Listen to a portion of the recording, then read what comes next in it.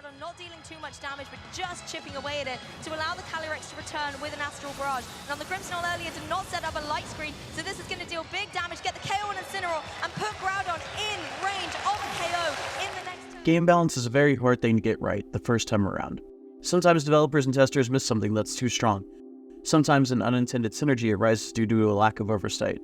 And sometimes, player creativity just exceeds all expectations. But developers tend to try to round out things like that to make for a more controlled gameplay environment, be for competitive or casual players. Today we're going to take a look at some of the times that GameFreak had to drastically change a Pokemon, be its move pool, stats, or other gameplay functions, in an attempt to rectify a mistake they've previously made.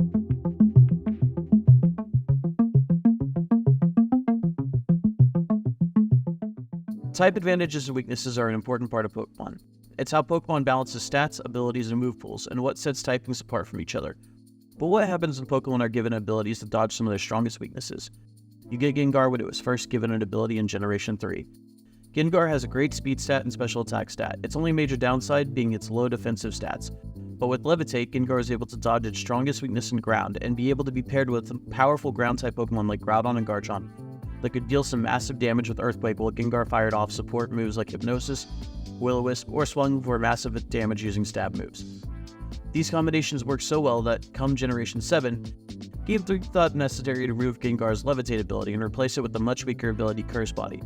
While Curse Body is certainly a good ability, its unreliability makes it a drastic nerf to this once powerful Pokemon Spectre. But you know what can't be nerfed? You, if you subscribe and like the video. But enough plugging, back to the content you came for. Legendary Pokemon often don't get touched much outside of move pools, but when they do, they get destroyed, and that's the case with the legendary Dog Trio. The original Dream World/hidden abilities for each of these Pokemon allow them to absorb attacks of their respective typings and gain a bonus for taking the hit, allowing them to be naturally tankier or cover for weaknesses to teams that could be destroyed by one typing by always being a safe switch in. However, GameFreak thought that maybe giving these already powerful Pokemon abilities that enabled them to ignore hits that could have added some chip damage were probably a little too strong. So they rectified that mistake in Generation 7 by replacing their abilities with Inner Focus. While Inner Focus is good to dodge flinching, losing their ability to tank drastically impacted these dogs' abilities to switch in and out safely, hurting their utility on most teams. While they see some fringe play in certain formats, unfortunately when it comes to official formats, this nerf was just too much for these beasts.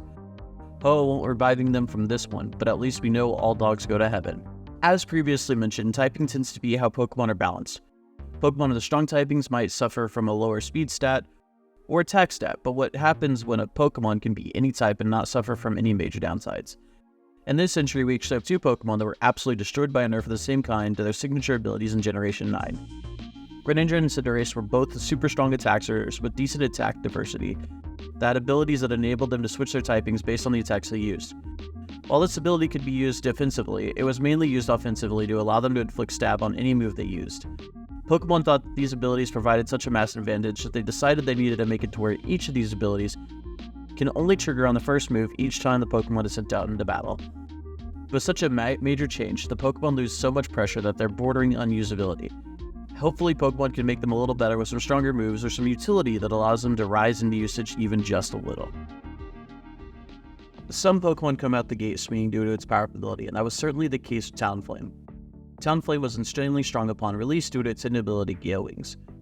This ability allowed Talonflame to have priority on all its flying type attacks. This tended to be used to get a Tailwind bonus for your Pokemon and then immediately transition to high stab damaging moves like Brave Bird or Acrobatics to apply high pressure to your opponent before they knocked out Talonflames. It was such a viable strategy that one generation later, GameFreak changed how Gale Wings worked so that priority was only given while the Pokemon was at full HP.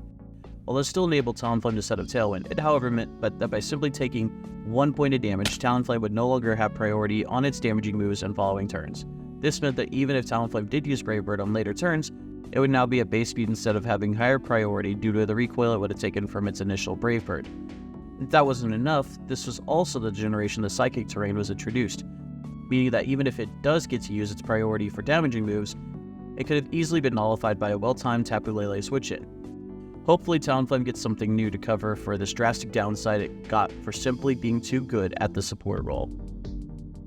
Legendary Pokemon are classified as legendary due to having a predominantly high stat total, but what if a lot wasn't enough? Latios and Latios released with an item exclusive to them called Soul Dew that when held would boost their special attack and special defense by 1 stage. This provides such a strong buff that Soldier was actually banned in official formats, the only item to ever be banned in the official Pokemon video game format. Obviously, with a reputation like that, GameFreak had to have nerfed this item or the Pokemon in some way super early on, right? Nope, they allowed these Pokemon and items to function this way for 3 generations before deciding that maybe instead of writing it into the rules doc every time, they could simply change the benefits that Soldier provides, so that's what they did. In Generation 7, Pokemon changed the Soldier's ability to only boost a dragon in psychic damage that the twins could do by 20%. While it's a sizable damage bonus, it's an objectively worse life orb, the former boosting all moves by 30% at the cost of 10% of your HP after every attack.